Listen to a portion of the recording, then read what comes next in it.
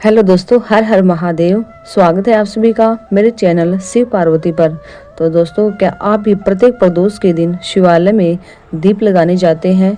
क्या आपको पता है कि प्रदोष के दिन प्रदोष काल में लगाए गए दीप का फल क्या है? अगर आपको नहीं पता तो सुनिए। लेकिन दोस्तों, वीडियो शुरू करने से पहले यही कहना चाहती हूँ, प्लीज मेरे चैनल को जरूर सब्सक्राइब कर देना।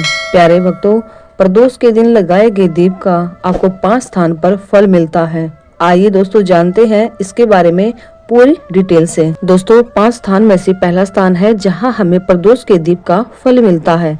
वो है, यदि हमारे घर में परिवार में किसी को काल सर्प दोष हो, तो जब हम प्रदोष काल में प्रदोष के दिन दीप लगाते हैं, चाहे हम पूजन करवाए या ना करवाए, लेकिन प्रदोष के दिन दीप जलाने से काल सर्प दोष समाप्त होता चला जाता है। दूसरा स्थान है दोस्तों पितृ दोष।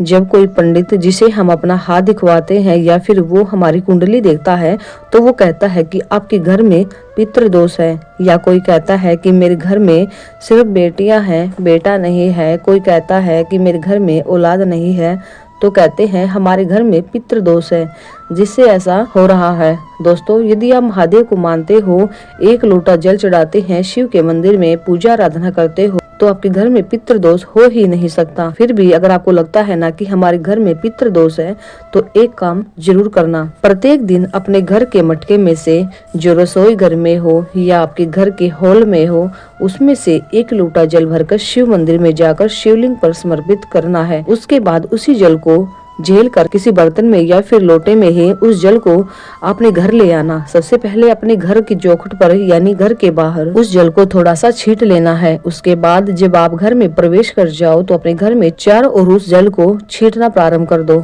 थोड़ा सा जल घर के मटके में डाल दो, जिसका पानी सभी पीते हैं। जब कोई आपके घर आएगा और आप उसी जल में से 1 गिलास पानी आने वाले को पिलाओगे ना, तो उसका भी जीवन सफल हो जाएगा। दोस्तों, घर में शिवजी का जल छींटने से होता क्या है, सुनिए। दोस्तों, जब भी आप हर रोज शिवजी का जल अपने घर में छींटते हो ना, तो किसी की हिम्मत नहीं कि वो आपके घर में कोई जादू टोना कर दे, क्योंकि वो जल आपके घर के वास्तु दोष को मिटा देता है, काल सर्प दोष को खत्म कर देता है, यहाँ तक कि पितृ दोष को भी समाप्त कर देता है। दूसरा, आपका प्रदोष काल के समय लगाया गया दीप कोई सरल नहीं होता। वो आपके 5 स्थान की पूर्ति करता है और आपके पितृ दोष को भी समाप्त कर देता है। दोस्तों, जैसे शिव पे चढ़ा जल आपके 3 दोषों को समाप्त करता है, ठीक उसी तरह है शाम के समय यानी प्रदोष के दिन, प्रदोष काल के समय जब हम दीप लगाते हैं, तो उससे सबसे पहला हमारे घर का वास्तु दोष समाप्त होता है। दूसरे नंबर पर काल सर्प दोष समाप्त होता है और तीसरे नंबर पर पितृ दोष समाप्त होता है। दोस्तों, यहाँ तक कहा गया है, यदि आपके घर में वंश की वृद्धि नहीं हो रही हो, यदि शादी को 30 वर्ष या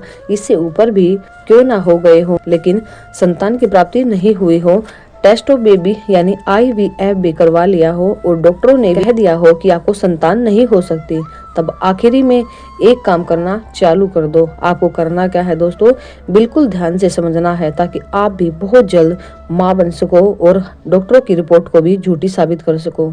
दोस्तों, आपको क्या करना होगा तो सुनिए। जिनको संतान की प्राप्ति नहीं होती, शादी के 40 साल हो गए, 50 साल हो गए, तो दोनों पति और पत्नी प्रदोष के व्रत रखना चालू कर दो और प्रदोष काल में शाम के समय एक ही दिए में 2 लंबी बाती रुई की दोनों पति पत्नी उसको प्रज्वलित करना प्रारंभ कर दो। फिर देखना बाबा आपको संतान देकर ही रहेगा। दोस्तों, आपको पता होगा कि बाती में भी अंतर होता है। एक होती है गोल बाती यानी फुल बाती और दूसरी होती है लंबी बाती। कहते हैं दोस्तों, पितरों के लिए गोल बत्ती का प्रयोग बहुत ही कम होता है। देवी जी के लिए, जगत जननी माता भवानी के लिए गोल बत्ती का प्रयोग बहुत ही कम होता है, ये ध्यान रखना। लेकिन इन दोनों के लिए हमेशा लंबी बाती का ही प्रयोग सबसे ज्यादा होता है। ऐसा क्यों होता है दोस्तों, सुनिए। ऐसा इसलिए होता है क्योंकि हमारे घर की कुल देवी और हमारे घर के पितृ हमारी वंश की वृद्धि करते हैं, इसीलिए लंबी बाती का प्रयोग करते हैं, जिससे हमारे वंश में वृद्धि हो और वो उन्नति की ओर बढ़ते चले जाए। दोस्तों, फिर से सुन लेना कि प्रदोष के दिन, प्रदोष काल के समय हमारे द्वारा लगाया गया दीप हमें 5 जगह पर फल देता है, जिसमें पहला स्थान है काल सर्प दोष को समाप्त कर देता है।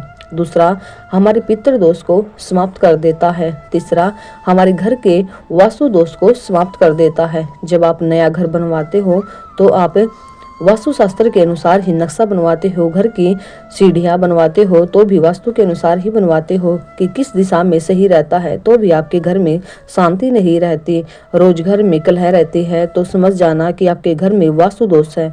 आपने समाधान भी कर लिया फिर भी वो समाप्त होने का नाम ही नहीं ले रहा हो, तो फिर आप प्रदोष के दिन लगाया गया दीप आपके वास्तु दोष को भी समाप्त कर देता है और उसमें भी फल प्रदान कर देता है। चौथे नंबर पर है दोस्तों, अगर आपने 1 रुपया कमाया और आपका 100 रुपया खर्च हो रहा है, मतलब क्या है दोस्तों इस बात का, मान लो यदि आपकी इनकम है महीने की 10,000 लेकिन आपका खर्च हो जाता है 20,000, तो ये तो सही बात नहीं है ना। अगर हमारी इनकम 10,000 है और हमारा खर्च 5,000 हो रहा है तो मान लेते हैं कि हमारी बचत हो रही है, लेकिन जब हमारा खर्च बढ़ जाता है तो फिर ये तो सोचने की बात है ना। आप कमा कमा कर थक गए हैं, पैसा आता है और आते ही चला जाता है, आपको ये भी नहीं पता चलता कि आखिर हमारा सारा पैसा गया तो कहाँ गया, ये हम अंदाजा भी नहीं लगा पाते हैं। अगर हम कोई व्यापार कर रहे हैं उसमें घाटा हो जाता है, दुकान करते हैं तो वो भी थोड़े दिन तो सही चलती है लेकिन कुछ दिन बाद वो फिर से ठप हो जाती है।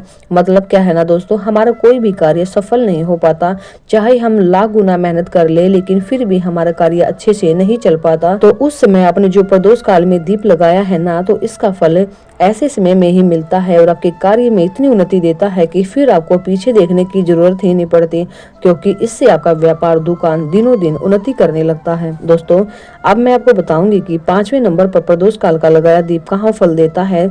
तो सुनिए दोस्तों, जो ये 5वें नंबर का दीप है प्रदोष काल का, तो ये दीप लगाने से हमारे रोगों का निवारण होता है। कहने का मतलब ये है दोस्तों कि आपके शरीर में कोई भी बड़ा रोग नहीं आ सकता और ना ही आपके पूरे परिवार में, आप सभी एकदम स्वस्थ रहने लग जाओगे। तो दोस्तों ये थे 5 फल जो कि आपको प्रदोष काल में दीपक लगाने से मिलते हैं। आई होप आपको मेरी ये वीडियो बहुत ही पसंद आई होगी। अगर ऐसा है तो प्लीज जल्दी से मेरे चैनल को सब्सक्राइब कर देना और वीडियो को जितना हो सके उतना शेयर करना। ओके दोस्तों, मिलते हैं फिर एक नए उपाय के साथ, तब तक के लिए हर हर महादेव, श्री शिवाय नमस्तुभ्यम।